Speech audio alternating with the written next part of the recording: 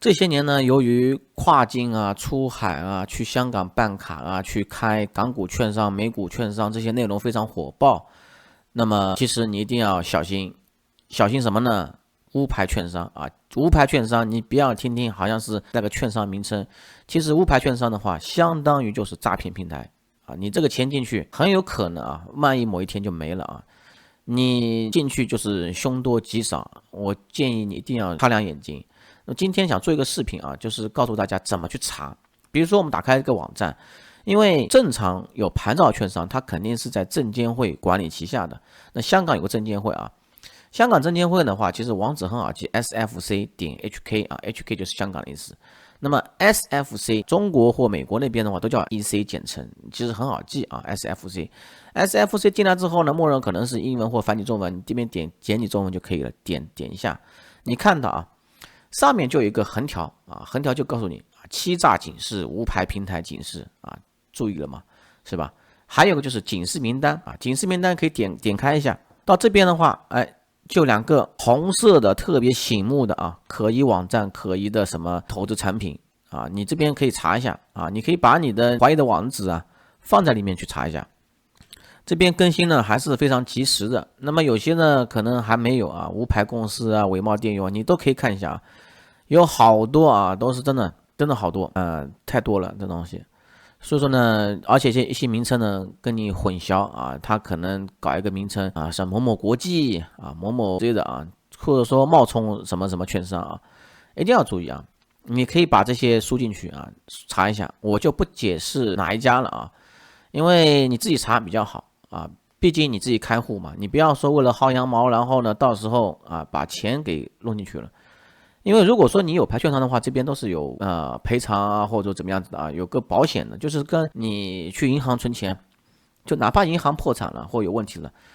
他肯定是有那种存款保险制度的啊，这个你可以在 AI 里面问一下。那么如何去搜寻持牌人呢？啊，这边往下拉嘛，你这边要往下拉啊，往下拉这边就可以搜索公司跟个人啊，个人不用搜了啊，公司关键词。说实话啊，关键词你一定要输入对啊。一般来说，这边检索的话要繁体中文。如果说繁体中文还查不到啊，你就输入这个英文吧啊。比如说我刚才输入了一个耀字啊，光耀的耀啊，就是然后这边是中文啊。有些时候确实很难查到啊。这边你要注意牌照类别啊，牌照类别呢有两种啊，一种呢是打击洗钱条例的啊，你这边正确的话选择这个就可以了啊。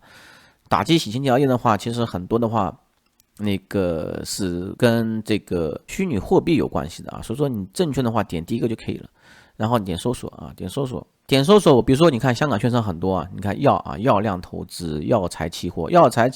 证券的话，那是非常有名的啊。那一般来说的话，但是呢，耀才证券的话啊，这个开户啊不是很多人，而且价格也比较贵啊，但是有名的话确实挺有名的。你看这边啊就有啊，那你查一下啊，我就跟大家解释到这里啊。然后呢，还有一个办法就是你查一下它的域名，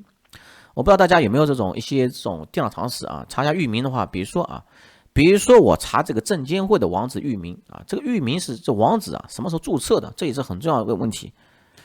那么我在呼一日查询啊，那么也可以在别的平台查询。呼一日呢，这个查询呢，其实还是比较全面的啊。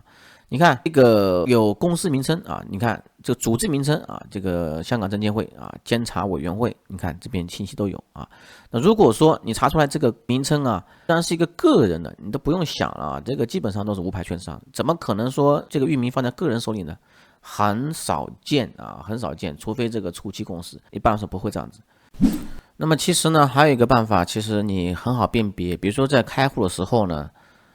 入金啊，就是支付渠道是很重要一块。比如说你开了个什么券商，然后你怎么入金呢？如果说正规券商，它肯定是有 EDDA 的啊，EDDA 的服务呢，相当于中国内地券商的这个第三方存管服务，可以绑定啊，你直接可以把钱直接划账啊，这种服务的话，你无牌券商是没法获得的。所以说呢，很多无牌券商的话，现在的话就是说让你用虚拟货币去入金啊，这个是很容易鉴别的一个方式。所以说呢，你不要考虑到什么虚拟货币方便啊，什么东西，你虚拟货币被人家坑了你都不知道啊，没办法的，虚拟货币也是钱，也好好保存下来，不要随便去开户，有些户呢不要开了，我觉得你就好好用啊，用一些知名券商就可以了。